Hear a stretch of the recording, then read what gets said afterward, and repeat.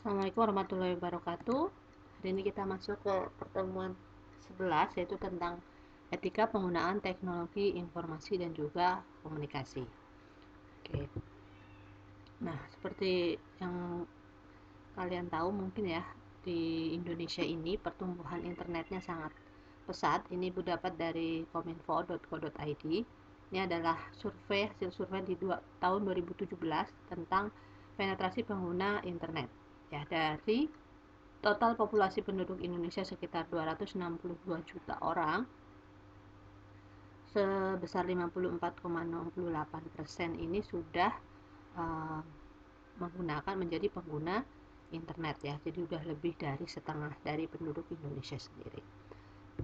Kemudian kalau secara Asia, di peringkat Asia pengguna internet Indonesia ini memasuki peringkat ketiga ya, ini tahun 2021, survei tahun 2021.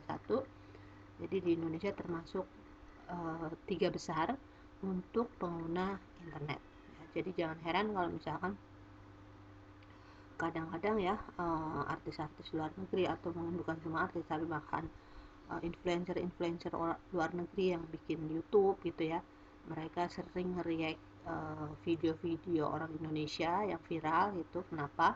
Agar mereka menarik pengguna internet dari negara kita ya.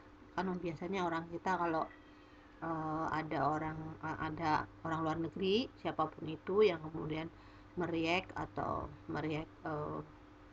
memberikan reaksi ke video Indonesia, itu kita berasanya, sebagian besar orang Indonesia merasa sudah sangat bangga gitu ya. Dan ternyata hal itu memang menjadi sesuatu yang diharapkan oleh para influencer di luar negeri.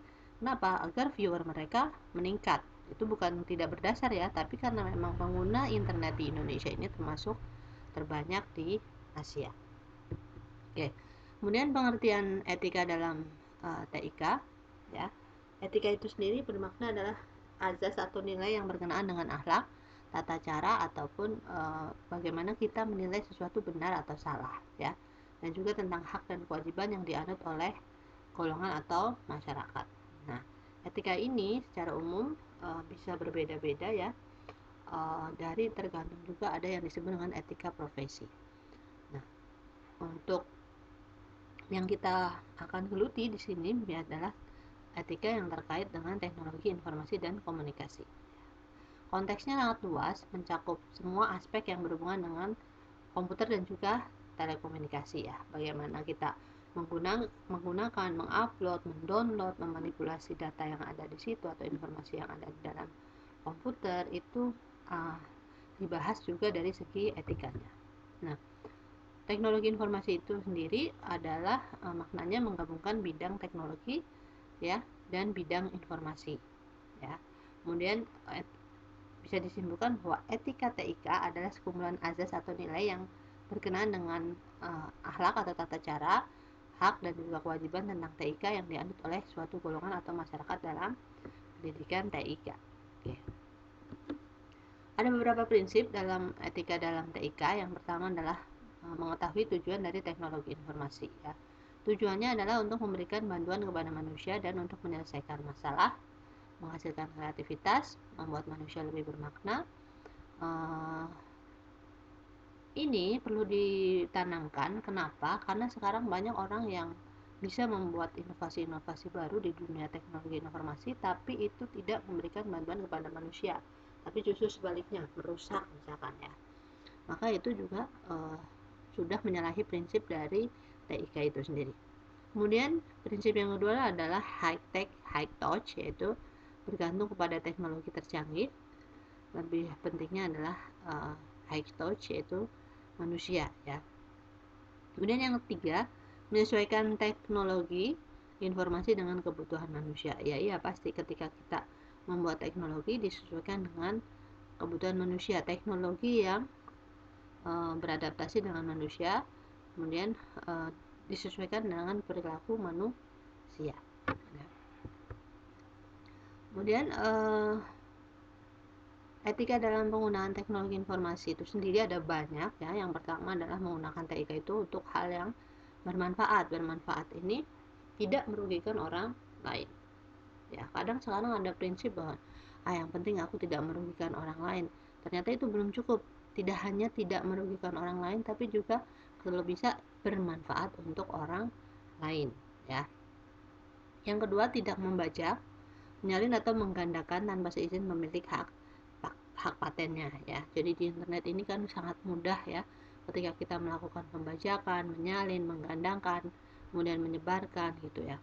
Dan itu kalau tidak kuat-kuat, ya, dengan prinsip yang kita pegang, maka itu bisa dilakukan oleh siapapun. Yang ketiga, tidak merubah, mengurangi atau menambah hasil kaya dari orang lain, ya, kecuali memang mencantumkan sumbernya. Yang keempat, tidak menggunakan perangkat lunak untuk suatu kejahatan. Nanti ada banyak sekali jenis kejahatannya. Kemudian tidak memasukkan dan menyebarkan hal-hal yang bersifat pornografi, kekerasan, dan juga merugikan orang lain. Yang keenam, ya sama dengan yang kedua, yaitu menggunakan perangkat lunak yang asli. Dan yang ketujuh, menjunjung tinggi hak atas kekayaan intelektual atau haki. Ya, jadi jangan memakai asal-asalan memakai ciptaan orang lain, misalnya dalam bentuk video. Misalkan kalian seorang youtuber, ketika youtuber itu editing video, lalu karena mengira lucu, dia asal-asalan mengambil video-video orang lain lalu dimasukkan ke dalam video dia untuk menambah editingnya. Itu juga hati-hati karena bisa termasuk pelanggaran haki. Yang kedelapan, tidak memasuki sistem informasi orang lain secara ilegal, ya. Tidak memberikan user ID dan password kepada orang lain, ya. Tidak mengganggu dan juga merusak sistem informasi orang lain dengan cara apapun. Tidak menggunakan ICT dalam melakukan perbuatan yang melanggar hukum dan juga norma-norma yang berlaku di masyarakat. Dan bersikap sopan santun walaupun tidak bertatap muka secara langsung. Nah, ini kecenderungan yang cukup memprihatinkan, ya. Kenapa sekarang banyak sekali kasus orang-orang yang tidak beretika di dunia maya gitu, ya, karena mereka merasa bahwa saya kan nggak ketahuan, saya nggak kelihatan ini gitu, jadi saya berbicara sekasar apapun nggak masalah gitu, ya. Justru jejak seseorang dalam digital itu lebih lebih lebih mudah dicari dibandingkan jejak seseorang di dunia nyata, ya. Kalau jejak digital, bahkan mencari tempatnya di mana, kontak atau temannya siapa saja, itu sangat mudah dan tidak bisa hilang ketika kita membuat sesuatu di digital. Meskipun bukan tadi saya buat status menjelek-jelekan orang, kemudian saya hapus, tapi ternyata bukan karena sudah di screenshot orang lain, tapi ketika aplikasi tersebut pasti punya fitur history, ya, yang mungkin kita tidak bisa mengaksesnya, tapi orang-orang tertentu bisa mengaksesnya, ya. Jadi hati-hati lagi ketika menggunakan media sosial terutama. Yang ke-13, ketika berinteraksi dengan orang lain juga tadi, ya, sama, diperhatikan lagi etikanya, tidak membicarakan keburukan dan menjelekan orang lain, nanti kena hate speech, ya, atau pencemaran nama baik sekarang, ya, ininya. Menggunakan alat pendukung ICT dengan bijaksana dan merawatnya dengan baik, dan menerapkan prinsip-prinsip kesehatan dan juga keselamatan kerja atau K3, ya. Itu adalah 16 etika dalam penggunaan teknologi informasi dan komunikasi yang sebaiknya kalian terapkan dalam kehidupan kalian, terutama untuk pribadi masing-masing. Ya, jangan mudah percaya juga kehidupan di dunia maya yang kalian lihat, karena itu hanya sebagian saja dari keseluruhan yang tidak kita lihat, ya. Oke. Kemudian pelanggaran-pelanggaran etika di dalam teknologi informasi dan komunikasi sebenarnya ada banyak sekali. Yang pertama ada hacker dan cracker. Ini kasus-kasus yang ada juga banyak, ya, belakangan ini, ya. Hacker ini adalah orang yang memiliki keinginan untuk melakukan eksplorasi dan penetrasi terhadap sebuah sistem informasi dan komputer, ya, hanya ingin tahu keamanannya baik atau tidak. Tetapi perhatikan, hacker ini tidak melakukan tindakan pengrusakan, apalagi mencuri uang atau informasi. Berbeda dengan cracker, cracker ini adalah sisi gelap dari hacker, ya. Dia punya keinginan untuk mencuri informasi, kemudian merusak, ya, dan juga melumpuhkan sistem komputer yang ada. Jadi sebenarnya kalau kalian menyebut hacker, hacker itu sebenarnya dia hanya melakukan eksplorasi saja, ngetes keamanan website misalkan ataupun sistem gitu, ya, tapi dia tidak melakukan gangguan atau pengerusakan. Sedangkan oke, Jadi tadi Ibu sebutkan bahwa banyak orang salah kaprah bahwa orang-orang yang sekarang banyak berita beredar itu orang yang melakukan perusahaan sistem, mencuri data dan sebagainya itu disebut hacker. Padahal orang-orang itu adalah disebutnya cracker. Ya, hacker ini sifatnya lebih positif dibandingkan dengan cracker. Kemudian penggolongan hacker dan cracker yang pertamanya recreational hacker, jadi dia hanya misalkan baru belajar hacking ya, kemudian dia baru pemula mau mencoba sekuritas sebuah sistem misalkan ya, ini berarti hanya untuk uji coba aja, tidak ada maksud untuk merusak. Kemudian yang kedua adalah cracker atau criminal mind, ini motivasinya untuk mendapat keuntungan secara finansial ya, membuat sabotase ataupun pengerusakan data. Sedangkan political hackers ini biasanya aktivis politis melakukan pengusahaan terhadap situs web untuk mengkampanyekan programnya ya. Misalkan tidak jarang juga digunakan untuk menempelkan pesan untuk mendiskreditkan lawannya. Contoh misalkan hacker Indonesia atau cracker Indonesia melakukan pernah ngehack situs-situs di luar negeri yang kemudian mereka menempelkan bendera hacker Indonesia gitu ya, karena untuk apa? Untuk mendiskreditkan lawannya agar tidak meremehkan Indonesia. Salah satu contohnya. Kemudian yang kedua, pelanggaran berikutnya adalah denial of service attack. Ini adalah usaha untuk membuat suatu sumber daya komputer yang ada tidak bisa digunakan oleh pemakai ya. Caranya adalah memaksa komputer untuk mereset atau tidak bisa agar korban tidak bisa menggunakan perangkat komputer. Kemudian menghalangi media komunikasi antara para pemakai dan korban sehingga mereka tidak bisa lagi berkomunikasi. Ini secara lebih masif ya. Jadi misalnya komputernya tidak bisa digunakan, jaringannya diputus dan sebagainya. Ini termasuk dalam denial of service attack. Kemudian yang berikutnya adalah pelanggaran piracy ya. Ini adalah pembajakan perangkat lunak. Banyak sekali sebenarnya bentuk-bentuk pembajakannya ya, dari mulai memasukkan perangkat lunak yang ilegal, melakukan shoplifting ya, jadi lisensinya sudah habis tapi masih bisa digunakan gitu ya, nyari kerekan gitu ya, penjualan CD-ROM ilegal, penyewaan perangkat lunak ilegal, dan juga mendownload secara ilegal. Kemudian ada fraud ini lebih ke manipulasi ya, manipulasi informasi dengan tujuan menguruk keuntungan ya, yang biasanya berupa kartu kredit, pemalsuan kartu kredit, ini masuk ke dalam fraud. Kemudian ada gambling, ini perjudian online ya, yang mencengangkan kemarin ternyata perjudian online dikelola sendiri oleh kepolisian ya, itu juga sangat miris sekali. Ini juga sebenarnya adalah ilegal, perjudian online. Kemudian ada mobile gambling, ini merupakan perjudian dengan penggunaan wifi, PDA ya, lebih ke komputer, yang tadi lebih ke website. Kemudian pornografi dan pedofilia, ini juga merupakan kejahatan yang yang perlu dibasmi. Dan sekarang mirisnya dengan adanya media sosial, orang sangat mudah untuk melakukan kejahatan pornografi dan ataupun pedofilia. Nah, ini yang menjadi catatan sendiri, batas-batas dari pornografi itu apa saja yang bisa diproses dan yang tidak. Dan juga sebenarnya salah satu pencegahan yang bisa pencegahan dan juga penanganan yang bisa dilakukan mungkin adalah aktivitas dari masyarakat atau kekompakan masyarakat. Jadi ketika menemukan orang yang melakukan pornografi secara terang-terangan, bukan didukung ya, bukan kemudian didiamkan, tapi misalkan di report rame-rame gitu ya, itu merupakan sebenarnya salah satu hal yang mungkin paling mudah gitu ya, daripada menunggu hasil dari atau undang-undang baru dari kepolisian misalnya. Kemudian yang berikutnya adalah data forgery. Ini adalah dilakukan untuk memasukkan data dan dokumen penting yang ada di internet ya, biasanya berasal dari institusi atau lembaga. Kemudian langkah cerdas menghindari hoax ya, kan kita sering termakan hoax mungkin ya. Begitu biasanya berita hoax itu sebenarnya sangat mudah dikenali ya, bahasanya hiperbola, melebih-lebihkan, kemudian di bawahnya biasanya ada tidak ada sumber yang jelas ya. Biasanya kalau artikel itu bukan hoax, selalu disertai penulisnya siapa. Jadi hati-hati ketika kalian menemukan sebuah tulisan artikel, meskipun itu sebagus apapun, Tapi kalau misalkan tidak ada sumbernya dari mana dan tidak bisa dipertanggungjawabkan, maka ambil tindakannya adalah dengan cara menahan untuk diri kamu sendiri, tidak men-share ke orang lain lagi, ya. Kemudian mengecek sumber beritanya tadi ya. Kalau tidak ada sumber beritanya, maka baiknya tahan hanya sampai kalian.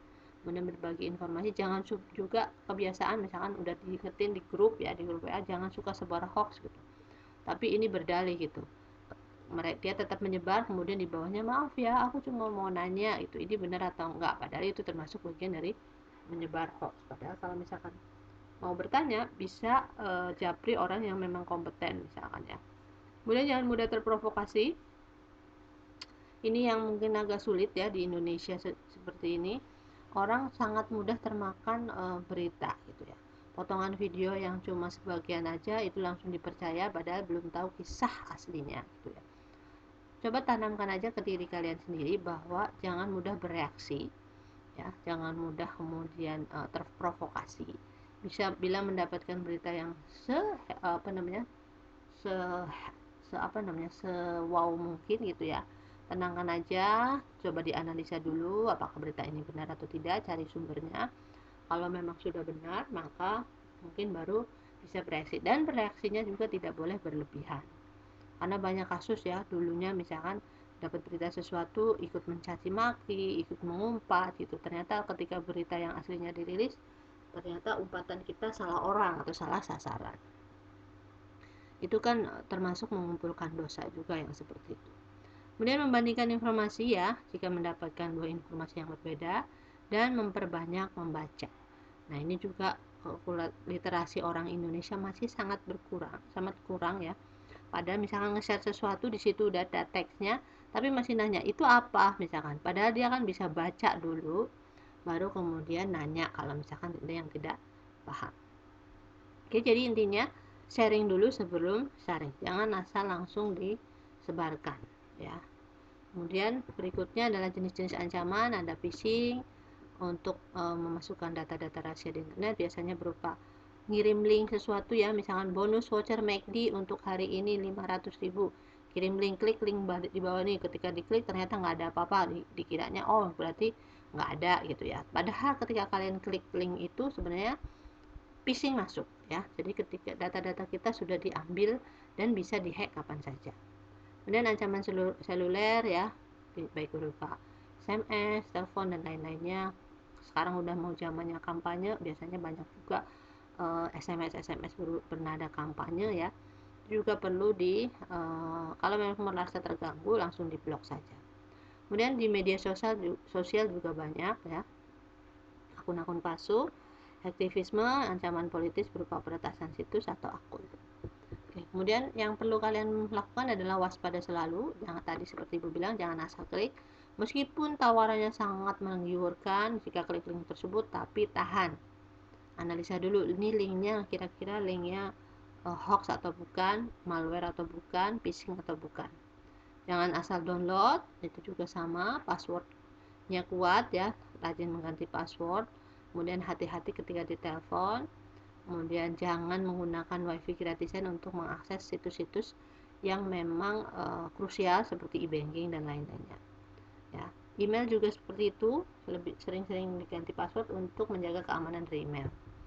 Nah, bagaimana menyikapi sosial media? Ya, pasang identitas asli tapi tetap jaga privacy.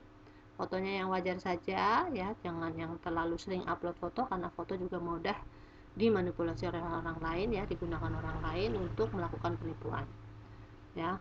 ACC atau meng-add teman juga harus dicek dulu siapa saja ya. Kemudian hati-hati mengupload status, jangan mencantumkan nomor pribadi kecuali kalian jualan ya. Kemudian proteksi akunnya dengan 2 kali pengecekan, dan jangan mudah terpancing debat di sosial media. Oke. Mungkin itu saja tentang etika penggunaan teknologi informasi dan komunikasi. Nanti akan Ibu sambung dengan materi berikutnya di lain kesempatan. Terima kasih sudah menyimak. Assalamualaikum warahmatullahi wabarakatuh.